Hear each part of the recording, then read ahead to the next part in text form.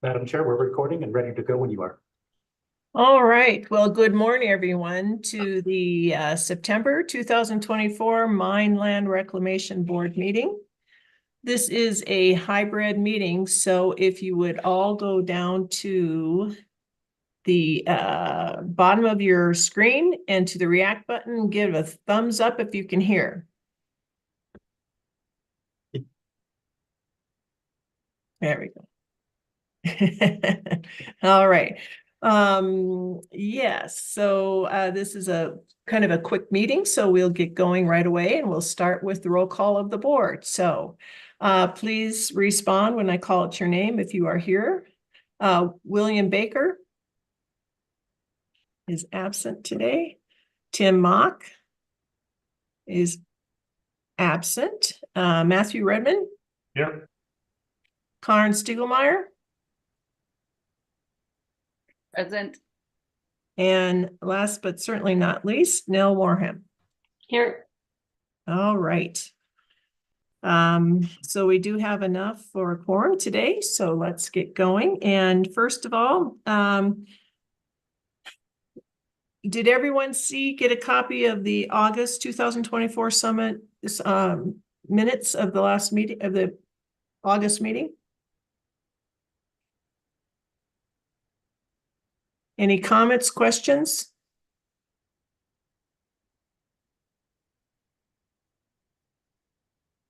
If not, can I have a motion to approve these minutes as they stand?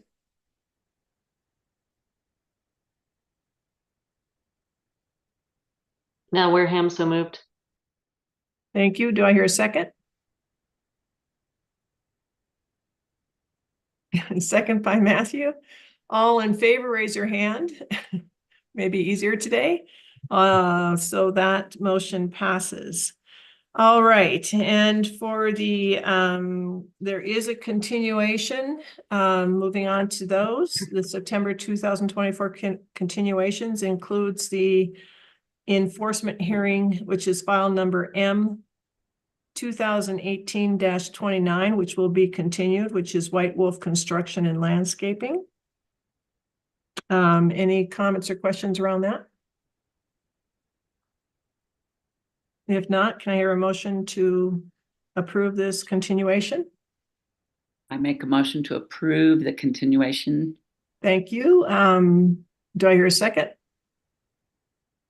Second. Thank you, Ms. Warham. And all in favor, raise your hand.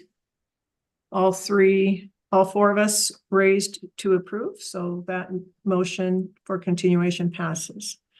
Mr. Mock is absent today. Is there anyone else doing an executive director's office report? Madam Chair, this is Michael Cunningham. I don't have anything for the executive director's report this morning. Okay, thank you, Mr. Cunningham. So then we'll move right on to the division report by Mr. Cunningham, please, and thank you. Thank you, Madam Chair. Good morning, members of the board. Michael Cunningham with the director's report. I'll start off with an update on the Schwarzwälder mine. As I've informed the board, things are going well up there. We continue to treat water. We anticipate treating water through this month, through the month of October, and potentially into November before we shut down for the season. We had an opportunity last week to host a tour with Denver Water and their consultant, Geosyntec.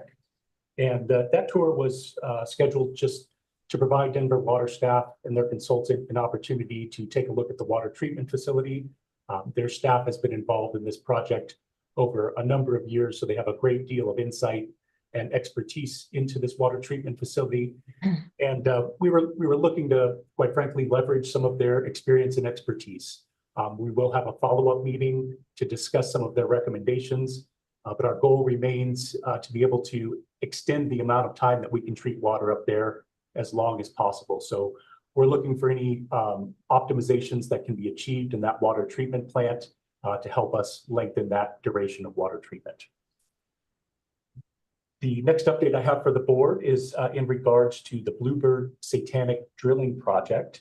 If you recall, last October, the division hosted a press conference with the Secretary of the Interior, Deb Haaland, and this was to highlight the planned work on the Bluebird Satanic Mine, located on undeveloped parkland in Jefferson County. This project was funded with grant money that we received from IIJA funds. And I'm pleased to say that work is finally commencing this week on that project and will consist of safeguarding the collapsed shaft, as well as horizontal drilling and grouting to stabilize that shaft and minimize surface expressions that could create a safety hazard. So we're eager to see that first project wrapped up under the IIJA funds. And on that note, the Inactive Mines program submitted their grant application for the third installment of IIJA funds just earlier this month. That grant amount was $9.9 million. And the projects proposed under that grant, we have 6 of them, and they primarily deal with drilling and grouting, coal waste fire excavation, and mine fire mitigation. We've got projects that will occur in El Paso County, 3 in Fremont, 1 in Montrose, and 1 in Garfield County. And so we're eager to receive those funds and continue to advance some of these projects for coal mine fires. Last month, if the board recalls, I provided an update on the legislative proposal that the division is currently working on for the 2025 session. Today, the Water Resources and Agriculture Review Committee will be voting on whether to advance that bill. It's a public hearing, and I believe that will occur a little later today. And so if there's any interest, we can certainly send out to the board links so you can follow along. We'll be following along to see how that goes. But we're confident that we'll get past this next stage. And up to this point, we've had a lot of really productive conversations with stakeholders. We've been engaged with the Health Department, Water Quality Control Division, Colorado Mining Association, Western Small Miners Association, as well as Conservation Colorado and Infor. And so we've received some really great feedback from the stakeholder meetings that we're working on to incorporate into this bill. Should we pass the committee vote, we'll have additional time between now and when the session starts to continue working on that. And if we do pass that committee vote today, I will provide a more in-depth update and presentation to the board on this legislative proposal. And I'll note to the title, the short title that we have for our bill is Legacy Mining and Modernization Act. And the last update I have for the board this morning is a personnel update. I wanted to let the board know that Erica Crosby will be retiring from the Inactive Mines program with 33 years of service, which is incredible. Erica is our longest tenured employee with the state currently. And she is one of our rare staff members that has experience in all 3 of our programs. Erica got her start in the coal program before she transferred to the minerals program. And I think it was about 2008 timeframe, Erica transferred over to the Inactive Mines program. So she has a very comprehensive understanding of the division and how all of our programs work together. In her time with the Inactive Mines program, she has been a senior environmental protection specialist and has managed all of the bond forfeiture projects throughout the state, as well as oversight over the Front Range AML projects. So it's always very tough when we have such an experienced staff member leaving with all that institutional knowledge. It's going to be tough, but we've got great staff, and we'll keep providing updates at a later time in terms of internal promotions. So we wish Erica all the best and congratulate her on this next phase of her life. And with that, I'll conclude my updates, and I'm happy to answer any questions from the board. Thank you very much for that wonderful update, Mr. Cunningham. Any questions from the board for Michael or the staff? I think for the whole board, please do wish Erica a wonderful retirement, and thank you for all her contributions throughout the years. It is sad to see someone like that go, but I hope she has a wonderful and adventuresome retirement. I will pass along those kind sentiments. Thank you. And secondly is if you could include the link, I think I certainly would. I'm guessing most of the board can delete that if they don't want it, but if you guys could send the link on the legislative updates, that would be awesome. Very good. We'll do that. Thank you. All right. Any other questions or comments for Michael? All right. We will move on to the consent agenda. We do have two items. The first one is file number M 2020-007, which is LG Everest operation in Weld County. And the second one is file number M 2001-001, which is Smith Materials operation in Dolores or Montezuma County. Are there any questions? There's two staff members here, Nikki and Gannon, and Todd Jesse. Are any questions for that the board has of the staff for either of these? Well, let's do the first one first. For the LG Everest, is there any questions for Ms. Gannon?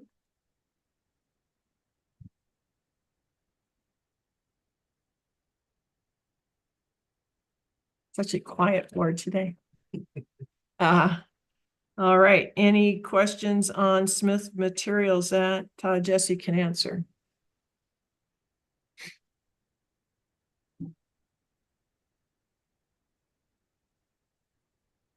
And perhaps you two have comments that you would like to enlighten us in the absence of our questions. No comments from staff, Madam Chair. All right. Is there a motion to approve these consent items? I'll make a motion to approve these two consent items. All Karen right. Meyer. Thank you. Do I hear a second?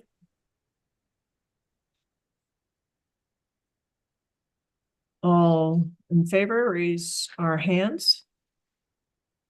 Okay, and that carries it. And so we will move on to our enforcement hearing. Thank you for your time and for putting the consent agreements together. So moving on to the enforcement hearing, there is file number M 218-0. Oops, sorry, that was continued. Oops. Oh my gosh, we're done. I forgot the continuation, didn't I? Did I forget the continuation? You got it. Sorry, Jill, you got it. Okay, I did get it. All right, so we do not have any enforcement hearings, correct? Madam Chair, we have one. Item number 5 is for file number M 1991-054. That's for Indian Creek. I have gone kindly too much. Thank you so much. And Mr. Jesse is going to give a presentation to the board on this one. Yes. I think we do need to have everyone involved in this matter raise your hand and swear to tell the truth, please. Travis Marshall, Todd, anyone else from the operator side? The operator's not present. Okay. All right. I do. Take it away if you would, please. Yeah, good morning, everyone. Let me just share my screen really fast.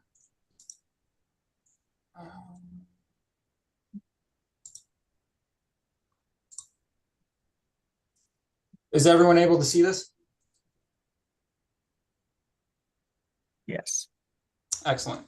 Well, good morning again. My name is Todd Jesse. I'm an environmental protection specialist with the Grand Junction Field Office. The matter today involves the Profit Mine, which is a 110-1 out of Saguache County. It's operated by Indian Creek Mining Corporation. It's an underground gold and silver mine that is approximately 1.9 acres and has a bond of $1,500. The reason for the hearing today is consideration of possible violation, cease and desist order, corrective actions, and civil penalty for failure to submit the required 2024 report map and fee. A little bit about the chronology. The annual report map and fee were due on May 29th, 2024, and they were not submitted. I made multiple attempts to reach out to the operator and was unable to. And then on July 9th, the division mailed a reason to believe and notice of hearing. And then that reason to believe and notice of hearing was returned to the division, returned to sender on August 23rd. And there has been no contact with the operator to date. Just as a reminder, CRS 34-32 116 parent 3 states that on the anniversary date of the permit each year, the operator is supposed to submit a report map showing the extent of the current disturbances of the affected land, reclamation accomplished to date and during the preceding year, and any new disturbances anticipated for the upcoming year, as well as any reclamation coming up in the upcoming year. And then parent 4 states that all operators, in addition to the map and plan, are supposed to submit an annual fee. History of violations, the profit didn't submit a report, map, and fee back in 2020. So not the first time, but we were able to make contact with them after the violation was issued last time. So the staff recommends that the board find the operator in violation of CRS 34-32-116, parents 3 and 4, for failing to submit the required annual fee, report, and map that was due on the 29th. Also impose corrective actions requiring that the operator submit past due annual fees in the amount of $172 and the past due annual report within 30 days from today's meeting. Also issue a cease and desist order prohibiting any further mining activity at the site until the operator has complied with corrective actions, and impose a civil penalty in the amount of $172, which is equal to the amount of the annual fee and pursuant to CRS 34-32-124. Thank you very much. Are there any questions?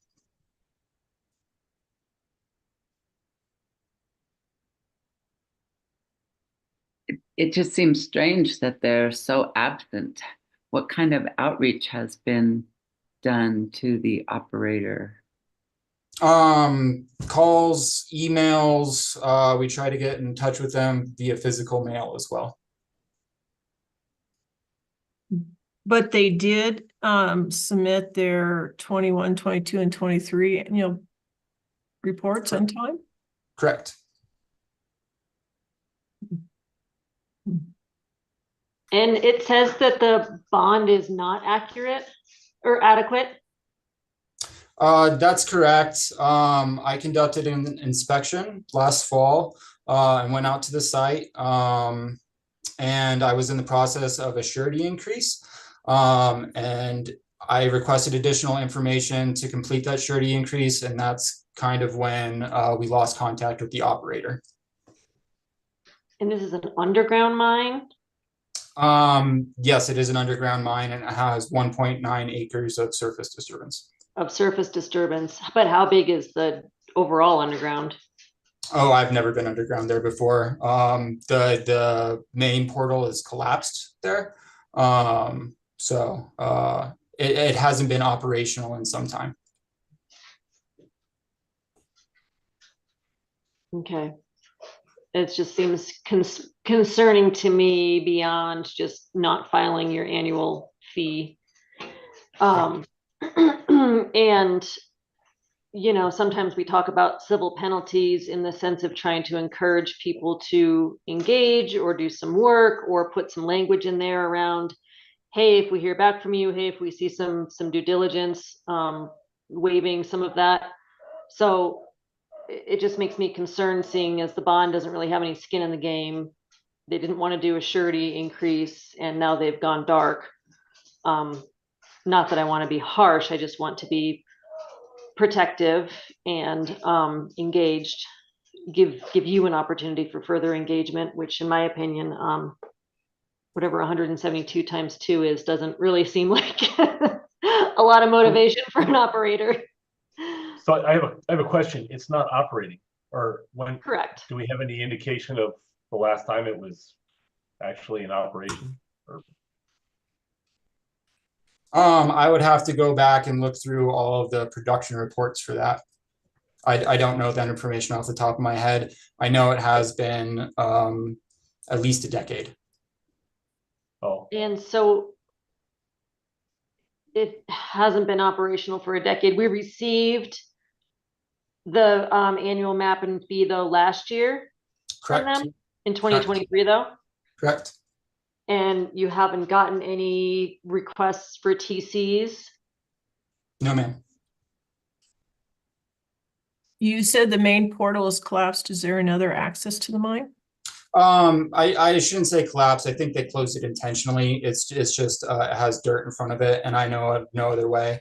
There's a portal which is closed, and then there's a small, I guess you'd call it trench along the surface also, where they tried to pull out some exposed vein material right on the surface. And those are the only two working areas. And do you have photos or anything of that acreage, the affected lands, the 1.9? Yes. Just give me 1 second. Madam Chair, this is Russ Means. While he's bringing up the photos and stuff to the question and stuff on the civil penalties, the civil penalty and stuff is actually part of the active rules that if they're late with the annual fees, then it's equal to that.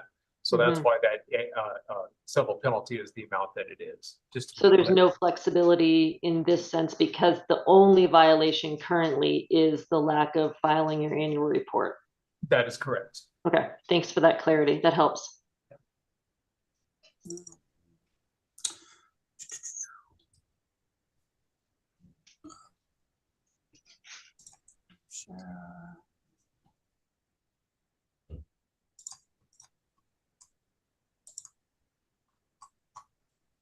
You don't have to, I mean, I guess in my opinion, if Here we go. So this is, can you see the new screen that I'm sharing? Mm-hmm. Yep, so this is the entrance to the mine site. You can see a road, it's above tree line. You can see this road kind of traverses the hillside to access the site. Once you get over there, this is kind of the exposed section where they took a little trench sort of thing along the vein. And it has a small waste pile next to it. And then this is down below in the bottom right, or on the right hand side right here, that is the portal that they collapsed. And so there's kind of two different sections to it. There's an upper bench on the left-hand side. You can see there's this upper bench, and then you travel down below right around tree line, and that's where the lower portal is.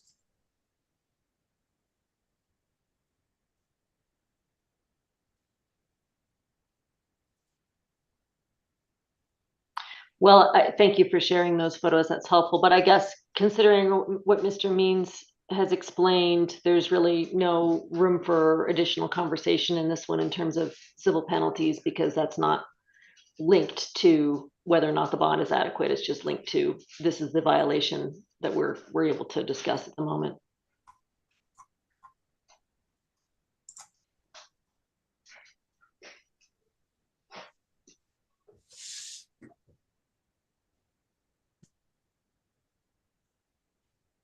All right. Any other questions regarding this? I have a question. Just the issue of cease and desist order prohibiting further mining. There hasn't been mining for a decade, someone stated. So I'm thinking, has this already been done, the cease and desist?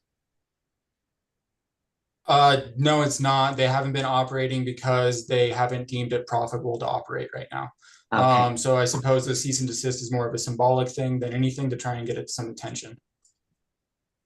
How does the, I mean, if this is, I don't understand how they can just kind of linger on, you know, without a Yes. cessation or any sort of action. I mean, for 10 years, that's a long time. Yeah. Yeah, I can't really speak for what's been done in the past. I inherited the site last year. When I saw that there was an issue with the bond, I tried to do something about it. And then that's when kind of lost contact with the operator. So once I recognized that there was an issue, I tried to engage, and I can't speak for what was done in the past, just since when I've been involved.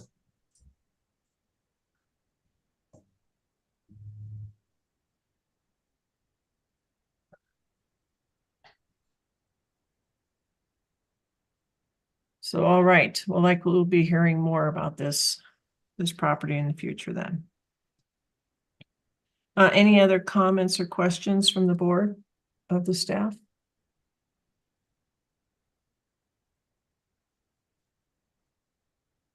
If not, do I hear a motion to accept the staff's recommendations? I can take it. Thank you. ma'am. Regarding permit MV 20, no, that's wrong. What is their permit number up there? Oh, M 1991-054. I move that we, in accordance with CRS 3432-116, parents 3 and 4, find the operator in violation for failing to submit the required annual fee report and map due May 29th, 2024. I move that we impose corrective actions that require the operator to submit the past due annual fee in the amount of $172 and the past due annual report within 30 days of today's board hearing date. Issue a cease and desist order prohibiting any further mining activity at the site until the operator has complied with corrective actions, and impose a civil penalty of $172, which is equal to the annual fee pursuant to CRS 3432-124, parent 7. All right, thank you. Do I hear a second? I second that motion. Thank you, Mrs. Stiegelmeier. All right, board, all in favor, say aye or raise your hand. Okay. Aye. All four of us raised our hands, so the motion passed. Thank you very much for your investigation and report, Mr. Jesse. Thank you. All right. That.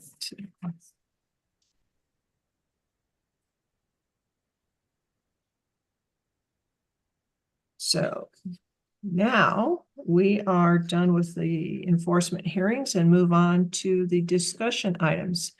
Does the staff have any education or just information they'd like to share with us at this time?